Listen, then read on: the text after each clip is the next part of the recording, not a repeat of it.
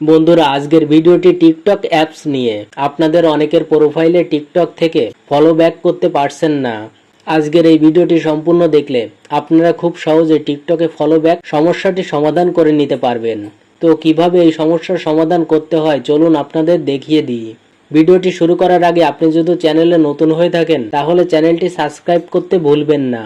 Follow back সমস্যাটি সমাধান করার জন্য আপনি চলে আসবেন আপনার টিকটক অ্যাপসের ভিতরে।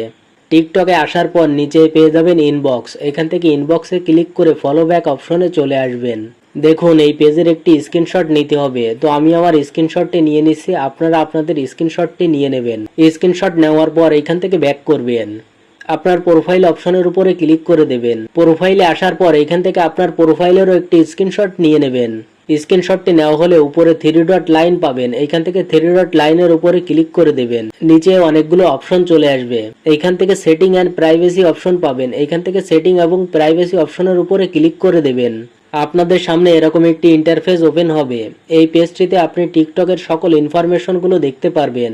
এই পেজটি স্ক্রল করে একটু নিচে আসবেন। নিচে আসলে পেয়ে যাবেন রিপোর্ট এ প্রবলেম। এইখান থেকে রিপোর্ট এ প্রবলেমের উপর ক্লিক করে দেবেন। আপনাদের সামনে এরকম একটি ইন্টারফেস ওপেন হবে। এইখান থেকে পেয়ে যাবেন ইন্টারেকশনের উপরে ক্লিক করে দেবেন।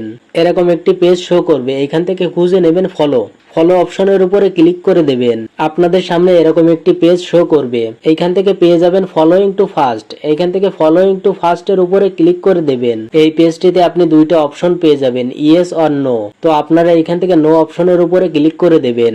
এইখান থেকে পেয়ে যাবেন নিড মোর হেল্প। এখান থেকে নিড মোর হেল্প এর উপরে ক্লিক করে দেবেন।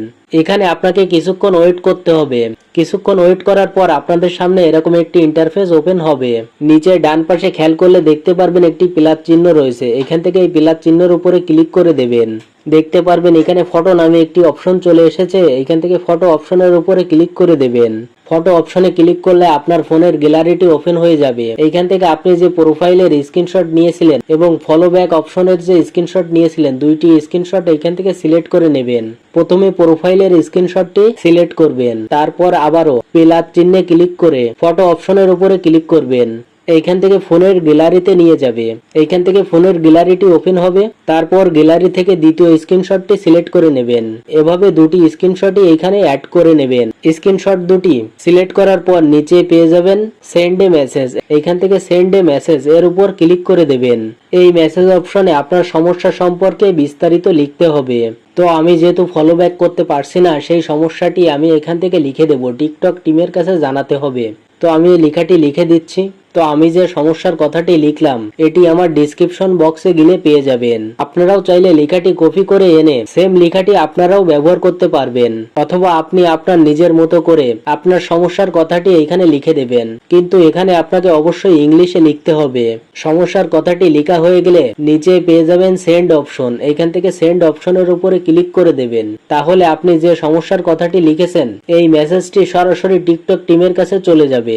তো আপনার এই মেসেজটি টিকটক টিম ভালোভাবে যাচাই বাছাই করে দেখবে এবং 48 থেকে 72 ঘন্টার মধ্যে আপনার সমস্যাটি সমাধান করে দেবে। বন্ধুরা, 48 থেকে 72 ঘন্টা পর আপনার সমস্যাটি সমাধান হয়ে যাবে। আশা করি ভিডিওতে আমি আপনাদের ভালোভাবে বোঝাতে পেরেছি টিকটকে কাউকে ফলো ব্যাক করতে না পারলে সমস্যাটি কিভাবে সমাধান করতে হয়। তো ভিডিওটি ভালো লাগলে লাইক, কমেন্ট, শেয়ার করে চ্যানেলের সঙ্গে থাকুন।